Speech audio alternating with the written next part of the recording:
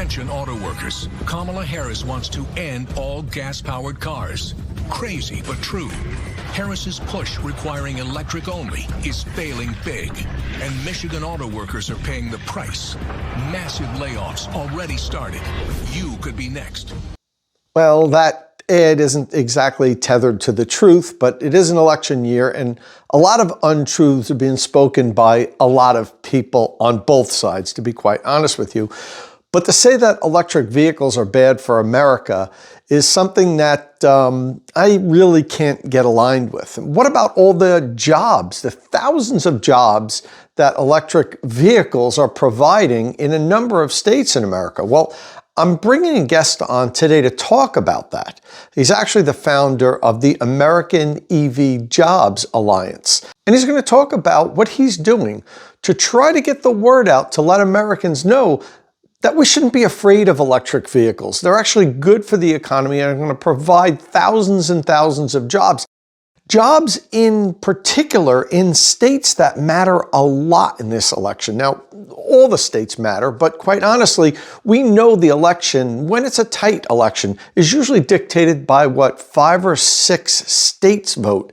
And coincidentally, those are the states that have a lot of EV jobs. So Mike Murphy, who I've had here on State of Charge before, is going to come on again here today and talk about why these jobs are so important and what he's doing to try to get the message out in the final stretch before the election. Let's get into it. All right, so I'm here today with Mike Murphy. Mike's a Republican political consultant and analyst. He spent a good portion of his life working for some of the biggest name in Republican politics that we've all heard. I know you worked on Mitt Romney's campaign. Didn't you run Arnold Schwarzenegger's campaign for governor of California? And so, John McCain and the Straight Talk Express back in 2000. There was a car nut for you. Yeah. So and good segue. So, Mike knows politics and he also knows EVs. Mike is a huge electric vehicle fan. And the interesting thing is, I've been driving EVs for many years now, since 2009. I've owned 11 or 12 of them now. And it's always bothered me, Mike, that it appears as though, we have a left and a right here in the country, Republicans, Democrats. It always seemed like the Democrats were fully supportive of electric vehicles and Republicans had a less, say, supportive role to the point where many of them have come out and just said, these won't work. We're making a mistake. We need to end subsidies. We need to end, all of our support of electric vehicles. And that bothered me because I've been a registered Republican my whole life. And I in my opinion, there's nothing better for America than transitioning to personal transportation to a fuel that's 100% domestically produced. That we employ electricians and linemen and power plants. That's all the electricity we provide here is 100% domestic. Whereas while we produce a lot of oil, I think we're like #1 now in the world for oil production, we still buy a ton of it. Millions of barrels a month or a week, I don't know, from foreign entities, many of which are not friendly to us. And, exactly. So that's always bothered me. If there's a single topic that should be non-political, if that's even possible these days, it should be electric vehicles, but it's not. And that bothered you also. And unlike me, where I just, try to make money on YouTube videos and so forth, you actually did something about it and you created the EV Politics Project. So could you tell the listeners here a little bit about that, why you did that? Well, first of all, Tom, it's just great to see you. It's great to be back in the virtual garage. I've been in the real garage. I got a photo here somewhere and I'm a huge fan. I watch all the time. I am a nut. I'm not only an EV nut, I'm in that weird little sub thing of a charging nut. I literally will go out of my way to find a new DC fast charger. Oh, I've never seen one of these. And I now own, between houses and offices and gifts to friends, even a rental house, about 5 different L2 chargers, one of each brand. So I'm a fanatic for this stuff, and I really appreciate being here.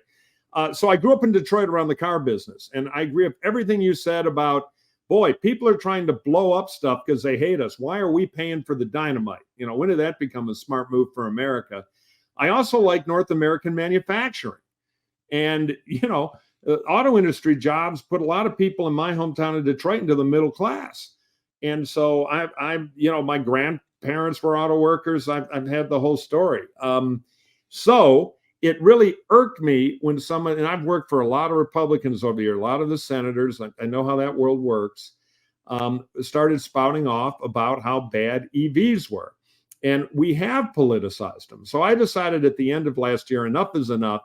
I went out and took a poll, because we do a lot of that in campaigns, and we do kind of different polling than the companies do. In fact, one of the company CEOs told me this is very different than what we do.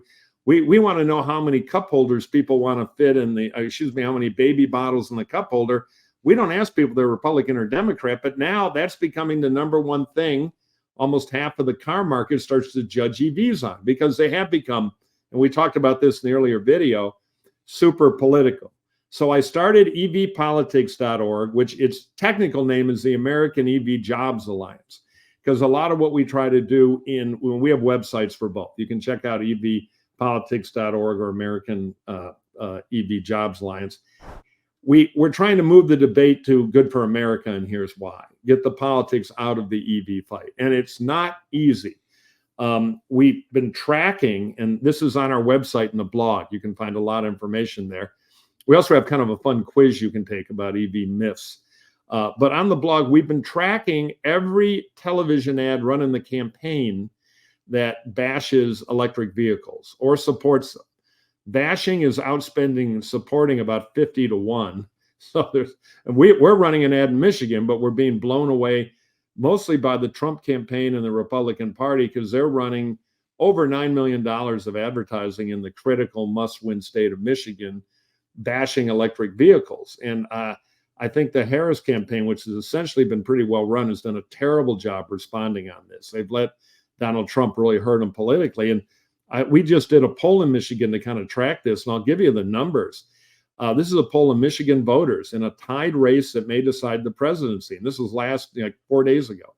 A government trend toward pushing the sale of more electric vehicles would be a good thing for Michigan or a bad thing for Michigan. Michigan voters say 61% a bad thing for Michigan, where we make a lot of EVs, 20,000 new jobs that nobody knows about. Only 35% say it's a good thing. And the ICE ban is out there. People are confused about that.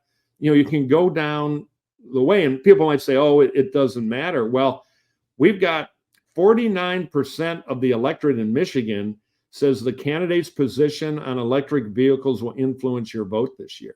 That's the one state where it is a huge deal. And frankly, we're not winning the battle.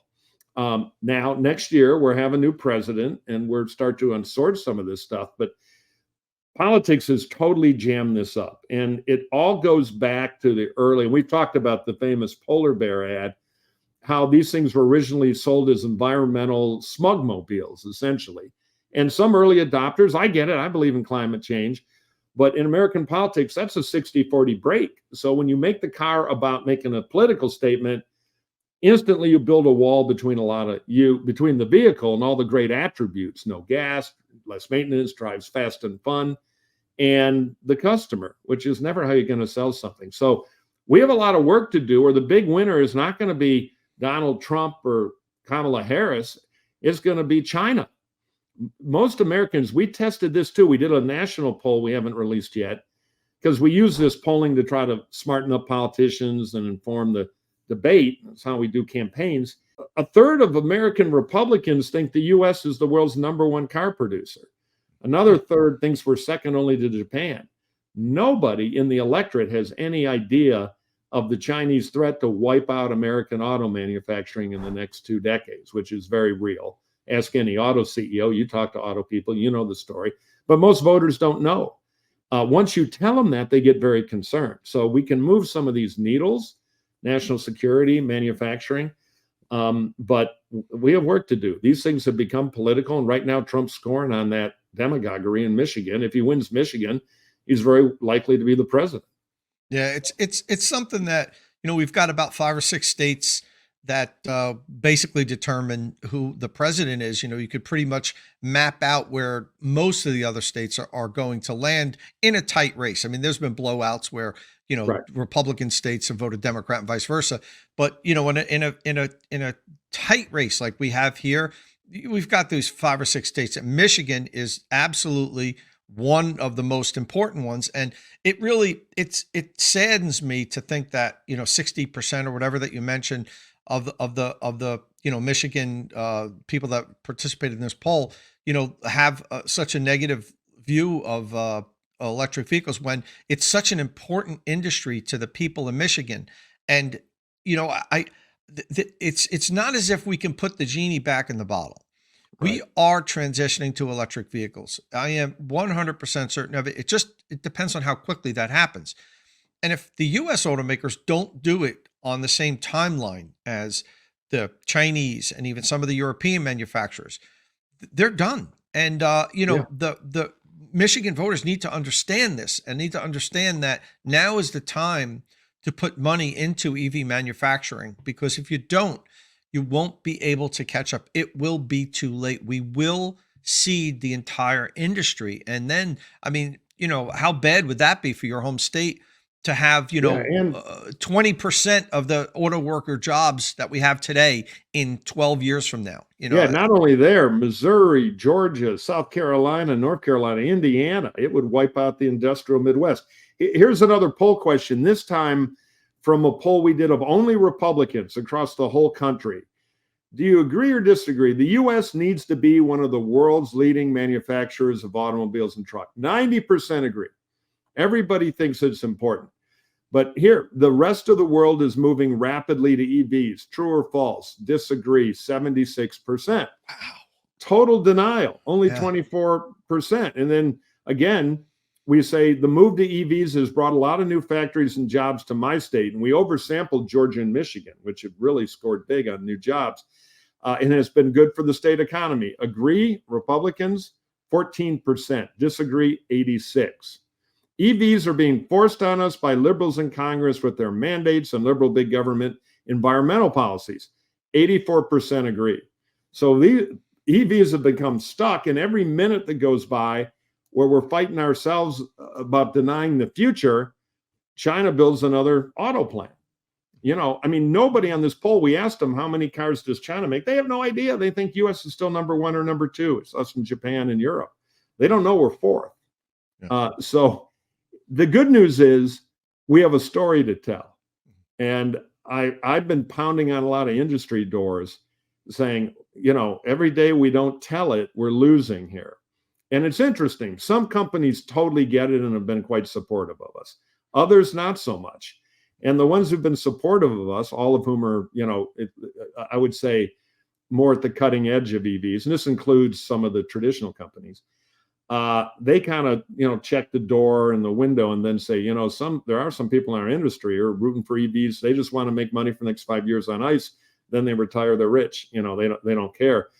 Others of us are taking the hits now that try to economically cover the huge cost of investment here to be around in 15 years. And I applaud those companies, because those CEOs get a lot of crap for, you're losing money on EV car. Why are you? But they understand the big strategic picture. It's just like consumer electronics. There's a reason you don't make a stereo or television in America anymore. We weren't ready for the competition. We got wiped out. Same thing could happen with automobile manufacturing. Absolutely, it can. And I've been to China. Multiple times. I've seen what they're doing there. I've driven their cars.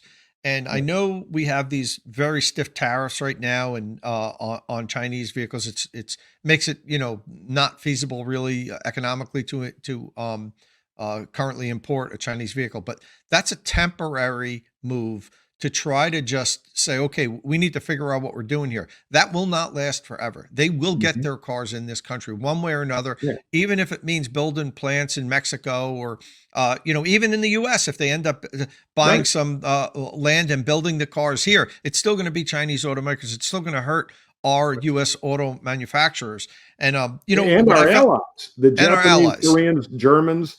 Yeah. They build BMW builds more cars in the U.S. than they do in Europe, but they're in the danger zone too, along with everybody else. And they manufacture a ton here. It really is.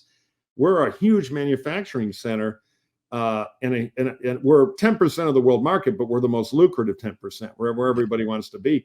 And that could all be at risk. I don't like tariffs either. I'm a right-wing Republican.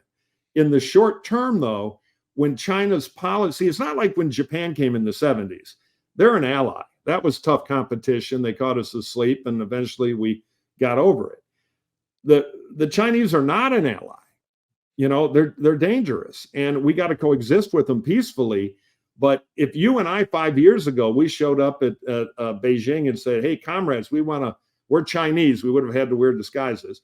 We want to open a car plant. Sure, here's $5 billion, open a car plant. Most of them went out of business, lost a lot of money, but they built a huge industry, and now they're in what's called in the marketing business a conquest strategy. They're in Thailand, used to have auto plants, not many left, of the satellites of the big European American manufacturers. Mexico, that's becoming a total Chinese market. So this isn't hard to figure out. They have a strategy. They're willing to lose money with subsidies. Until 2022, I believe, the Chinese were subsidizing their industry 7 times when anybody else was. And now they got too much capacity in China, even for that exploding market. So they're going to eat other markets. They have a mercantile strategy, and they don't care about making money. They care about, eventually they do, but they care about taking market share. So the tariffs, I think, in the short term, help us wake up and fend off legitimately unfair competition. I should finally say, I forgot to mention, there's a big national security thing about the cars. When you drive a Tesla Plus by the wrong government building in China, alarms go off. It's illegal because they don't want the sensor platform, as you know. Well, same thing here. Gina Raimondo, Secretary of Commerce, former governor of Rhode Island, my favorite Democrat, has put these regulations in that, no, we're not going to let the Chinese put a sensor platform on wheels and drive it past American air bases and industrial and everything else we care about. That is popular in the poll with Republicans. It's over 80% popular. She's on the right side of public opinion there, but it's a real deal. These cars have a lot of tech in them, including they can have sensor tech, just like the military uses. Absolutely. And let's go a little bit back about swing states. The election's coming up in just a couple of weeks. Yeah. We talked about U.S. manufacturing. Isn't it true that some of the most important states, we talk about these swing states that are going to determine the election, some of these states have some of the biggest programs now for building factories and jobs in it. Besides Michigan, we all know what's going on in Michigan, but are you making any headway talking to the people in those areas saying, look, vote EV, it's good for you. It's good for your jobs. It's good for your state. We were making so the biggest is Georgia, 30 billion in new investment, massive new jobs. The governor of Georgia is a Republican, doesn't really jump on the EV bashing because he knows he's won the lottery. This is the best thing to happen to Georgia since the cotton gin. And other swing states, North Carolina, Nevada, Arizona, all have big EV investment. 2/3 of the electoral college vote, which picks the president from the swing states, of the swing state electoral college vote, the key thing, 2/3 of that vote comes from states with big EV investment. And it's a complete secret. We've been trying, and I've knocked on industry doors saying, guys, why don't we make this famous? We tested it. It works really well. People just don't know. Easiest thing to do in politics, tell them new news, and they learn it. But no, we'll see after the election. So I have to admit, we've raised some money, and again, we don't reveal our donors, or I would mention a couple of great American companies that have stood up. But I think they're punting, because companies don't like being in politics. So next year, whether they like it or not, and I think they get this, they're going to be in politics. But we lost the opportunity to tell this story. And what a lot of the companies would say is, well, tell the Biden administration back then to tell it. And we did. And I'll give Pete Buttigieg credit. He totally gets it. But the PR world run out of the White House under Joe Biden, and even the campaign of Kamala, has been very slow to engage. I think they're afraid of the issue. I think they think Trump wins it.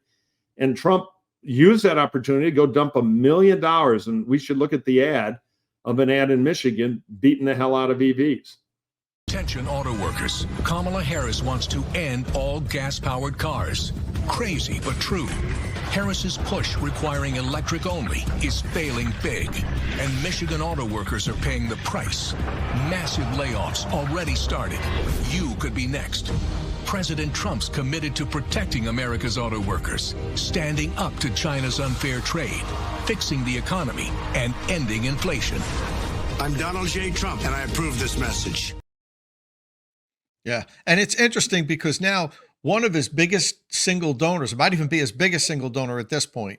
We can't skirt this issue. Recently, Elon Musk, CEO of Tesla, has come out with very strong support of Donald Trump. Here's a poll number among, this is national, brand new poll, only Republicans.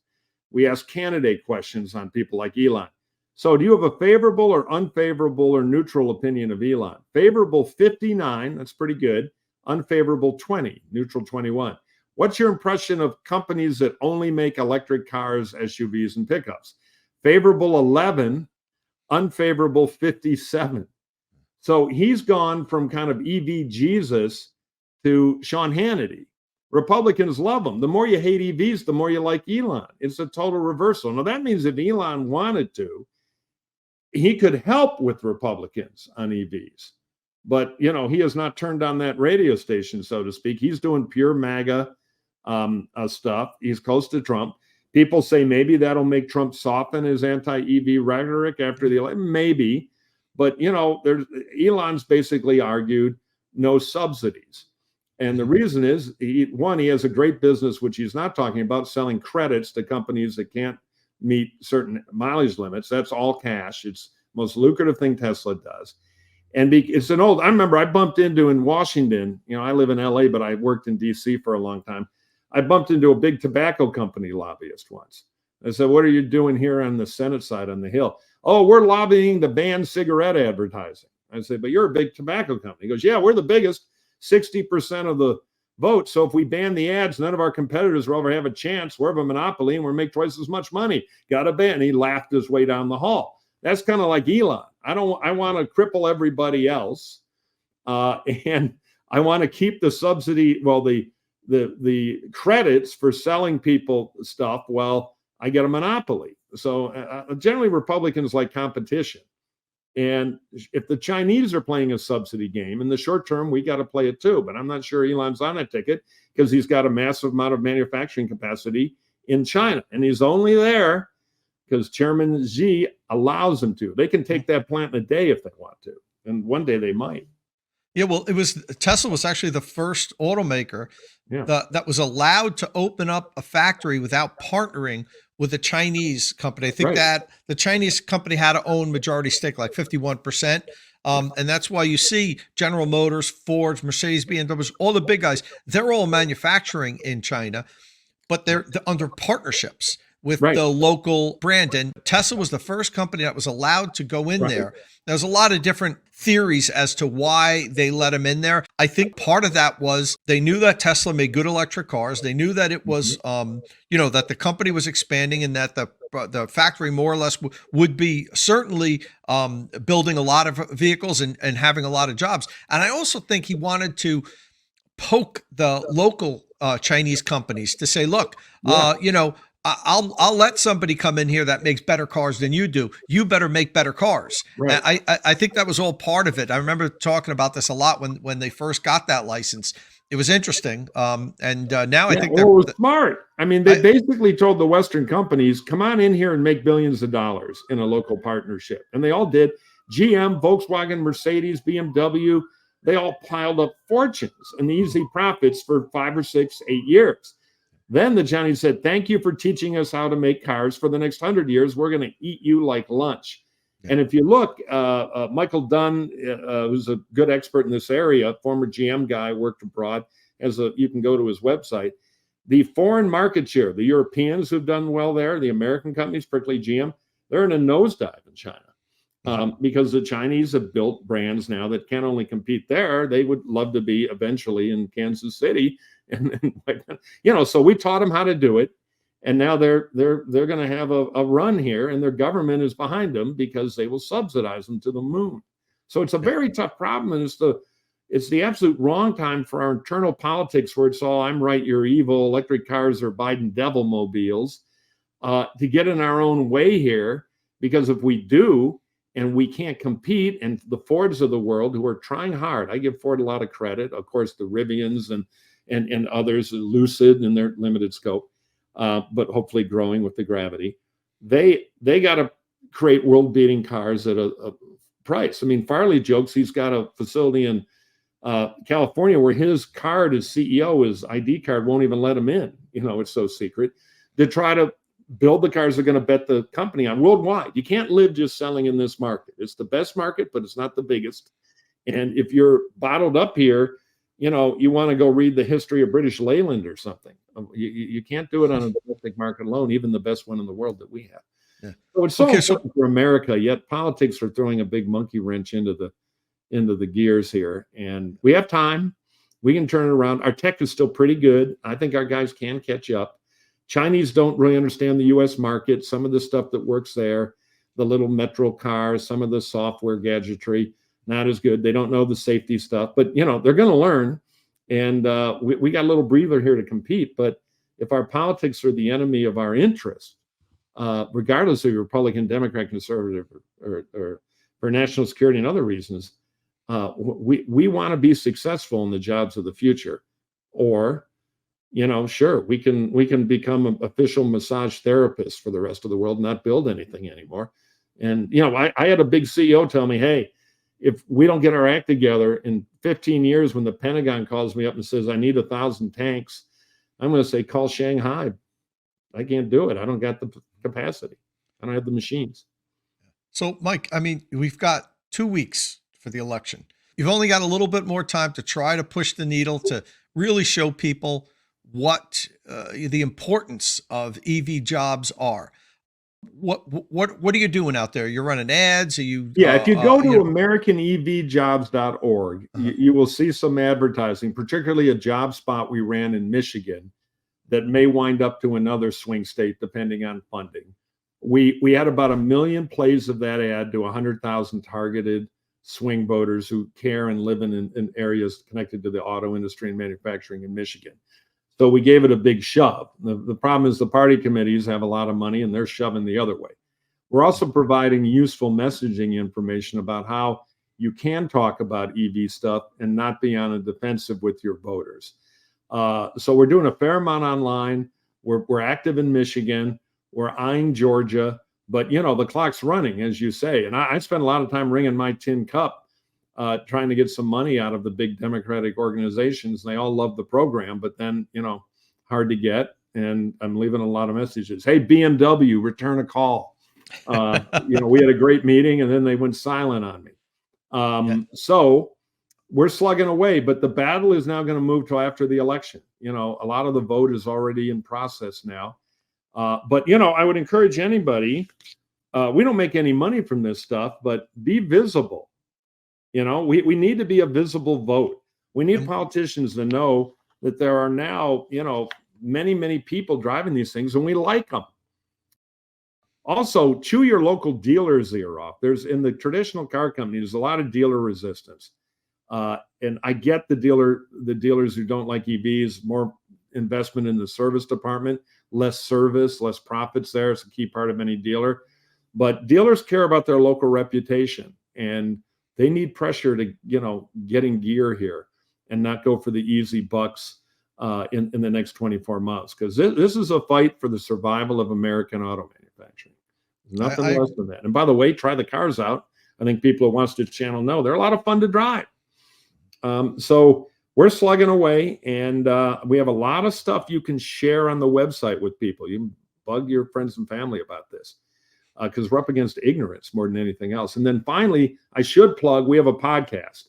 A lot of you may remember Max Patton, who's a good, smart, young EV journalist. He's going to law school now, but we tricked him into hosting Directly Current, which is on YouTube, and it's on all the audio pods like Spotify.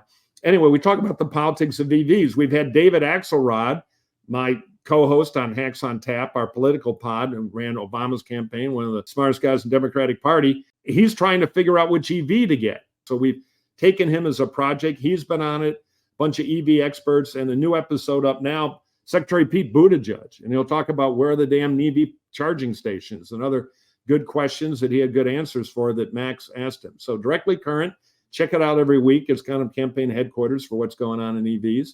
on the political side. And as they all say, early to bed, early to rise, get up, work hard, and organize. Absolutely. And that's a great get, Buttigieg. That's good for you on he's that. a good guy. I wish I could get him on State of Charge one of these days. But I'll work on him. I'll work on him. He's an EV nut. He consumes our polling. We talk to him a lot, but he doesn't control the White House microphone. Yeah, I'd love to have him. Yeah, too bad he doesn't. But you mentioned that you're running ads. What I would like to do is play one of those ads now, just to give the viewers a quick idea of what you're putting out there. So let's cut to that. Electric vehicle economy. Forget the political noise. EVs mean good American jobs. Tens of thousands of manufacturing jobs. Right here, right now in Michigan. And more on the way with billions in new investment. Want those jobs in China instead? We don't. We're the American EV Jobs Alliance. We say electric vehicles are a big part of the future. And we want those jobs in America. So remember, when politicians bash EVs, America loses. Paid for by the American EV Jobs Alliance. All right. Well, Mike, listen, thanks for coming on. Please continue the good work. You're in the home stretch now. And please, again, tell everybody where they can find out more about what you're doing, where they could buy merchandise and all that stuff. All right. Well, you can, for the Michigan campaign stuff, AmericanEVjobs.org. And I think we're going to show an ad or two here so you can see that. On a lot of the polling and our blog and the daily stuff, media clips, it's evpolitics.org. We also have our merch store there. If you put in the secret code State of Charge, it's 20% off any of our ridiculous merch, which, we don't make money, but we sell it for visibility. So check that out. Secret code State of Charge. We have Twitter feed too, EV Politics USA. So we're noisy. So you can keep up with us. We're going to be very busy next year in Washington defending EVs, but we need to build a growing army. And so, Tom, thank you for that. And thank you for guiding me through many a level 2 charger thing. I just got the Tesla Universal in a rental house. I'm kind of jealous of whoever's going to rent it because I love that double click thing on the top. But I have to admit, I love my wall box too. So I'm a happy charger guy. You said you have 5 now. You're catching up to me. Could you envision a day where you have more chargers than what I have here in the State of Charge garage? I don't know about that. I put one in the office here, which is this is an apartment building, but I have an office in one of them. It's kind of mixed use. And I had a good landlord who said, if you pay for it, you idiot, you can put it in. So I have an hotel there. I'm a little worried it's working for China, but it's a good unit. And then, of course, who can resist your friend from United Chargers with those bulletproof Soviet Soyuz things? I think you could bolt one of those on a space capsule and it would still work. So I have that up in the middle of rural New Hampshire. And I've given friends, because I want to talk them into getting an EV. I say, I'll handle your charger unit for the garage. And by the way, I'm rambling here, but kudos to Ford, because our polling shows solve the L2 house or apartment problem and you move a unit. It is the secret. And as usual, I think Farley's a step ahead.